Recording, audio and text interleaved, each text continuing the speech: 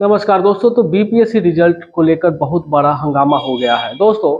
BPSC result प्रकाशित होता है और 1,22,000 लोगों का सिलेक्शन भी होता है दोस्तों, लेकिन वो सिलेक्शन से काफ़ी लोग नाखुश है। क्यों नाखुश होने का कारण भी है, क्योंकि वो जो सिलेक्शन हुआ है वो कहीं भी कोई भी बेस के आधार पे नहीं हुआ है। पता ही नहीं चल रहा है कि किनका सिलेक्शन हुआ है।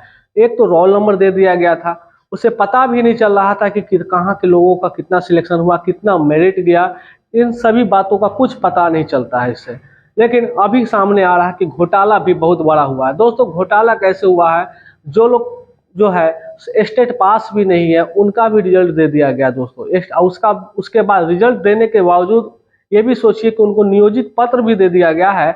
आप सोचिए कि क्या डीवी हो पा रहा है, डॉक्यूमेंट वेरिफिकेशन सही तरीके से हो रहा है? नहीं हो पा रहा है। इतना भीड़ है कि समझिए कि काम निकालना, कोई पास हो फेल हो उससे मतलब नहीं है, अपना होते रहे। बाद में अगर कभी अच्छे से डॉक्यूमेंट वेरिफिकेशन होगा तो उस समय अगर पकड़ाएगा तो उस समय कहीं कुछ सेटिंग वुटिंग कर ले, या तो उसको जेल फर्जी पाकर उसको हटाएगा। फर्जी पाने के बाद उसको स्टूडेंट को जेल भी दिया जाएगा।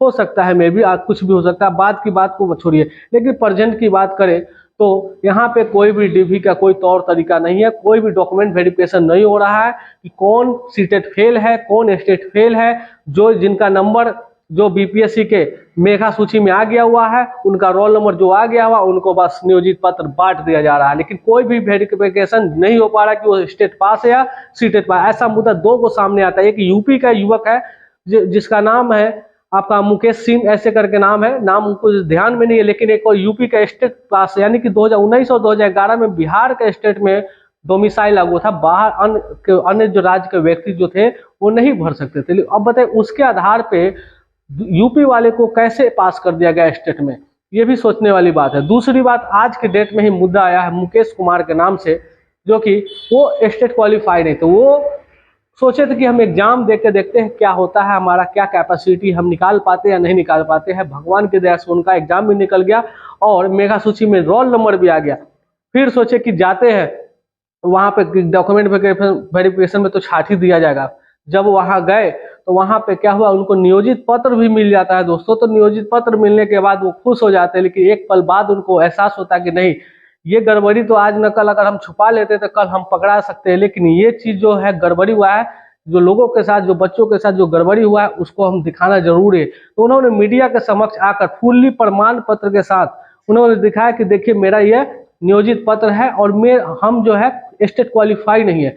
सोचिए अगर एक मुद्दा अगर इस प्रकार का आया है तो कितना रिजल्ट में गड़बड़ी हुआ होगा, आप इस बात से अंदाजा लगा सकते हैं। और एक चीज और देखने को मिलता है कि गड़बड़ी क्या है, बड़ा घोटाला है। सीरियल वाइज देखा गया है। आप देखेंगे अगर मेधा सूची में सीरियल वाइज रोल नंबर को पास कर दिया, यानी 4,000 कंटिन्यू रोल नंबर सीरीज में क्या पास हो जाता है, या 5,000 रोल नंबर सीरीज जो भी है, एक से लेकर सीरियल 5,000 तक ले जाइए एकदम सब पास है। 5,000 के बाद फिर 5,000 से लेकर 10,000 तक का फेल है। इस प्रकार का कोई रिजल्ट होगा, कहीं ना कहीं बड़ा गड़बड़ी हुआ है। इस बात का पूरा फुल संदेह है।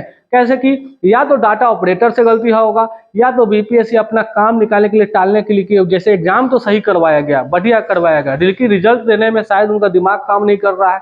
कैसे रिजल्ट दिया जाए कैसे नहीं, क्योंकि बिहार का शिक्षा विभाग का रिजल्ट है ना, यहाँ पे तो देखते हैं कि कैसे कैसे रिजल्ट होता है। इससे अच्छा तो छठा चरण का हुआ था, कोई भी बबलिंग नहीं हुआ था, बढ़िया से सब लोग काम हो गया था। यहाँ पे एग्जाम देने के बाद, क्वालिफाई होने के बाद भी कुछ भी, यहाँ क्या है कि किसी का देखिए जिसका अधिक नंबर भी था वो भी फेल हो गया है क्वालिफाई में, यानी कि उसका मेधा सूची में रोल नंबर नहीं आया है। जिसका कम नंबर है उसका भी आ गया है। ये मत समझ कि उसका कैटेगरी है, दोनों सेम कैटेगरी है फिर भी नहीं आया, ऐसा भी मुद्दा आया है। रिजल्ट में बहुत बड़ा गड़बड़ी है। और एक चीज और बीपीएससी के द्वारा क्या कहा गया है, जो स्टार्टिंग में आप लोगों को पता ही होगा कि रिजल्ट अगर एक शिक्षक बनने के लिए आपको 3 बार ही मौका दिया जाएगा, या फ्रेशर हो या फिर पूर्व से नियोजित शिक्षक हो, दोनों आदमी को।